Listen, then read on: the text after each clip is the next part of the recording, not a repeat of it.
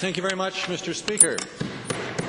Paid child labour, interfering with schooling in some cases, is being publicly acknowledged by the Wild Rose Agriculture Producer President Lynn Jacobson, quoted in the Taber Times this week saying, quote, "Child labour is getting to be an issue in a lot of areas, and maybe in southern Alberta more so," end quote.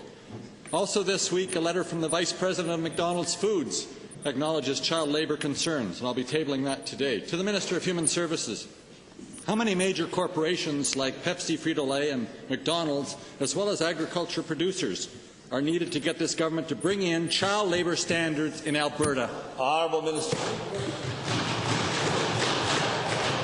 Well, Mr. Speaker, we do have child labour standards in Alberta under the Occupation Health and Safety Standards and the Workplace Standards.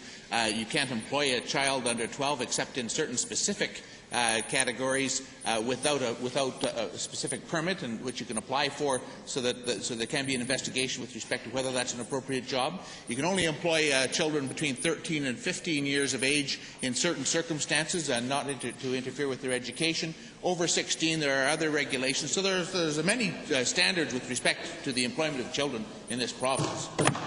Honourable member.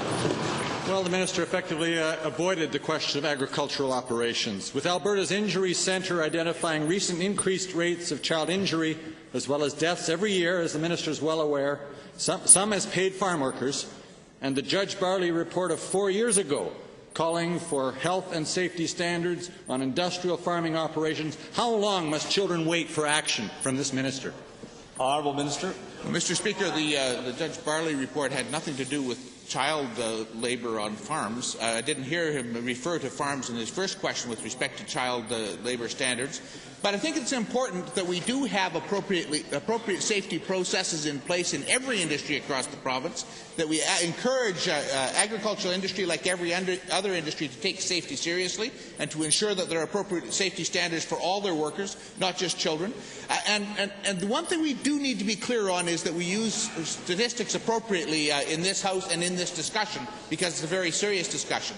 Every death on a family farm involving children has not been related to workplace. In fact, most of them, as you read the statistics, have to do with the honourable member for Edmonton Strathcona.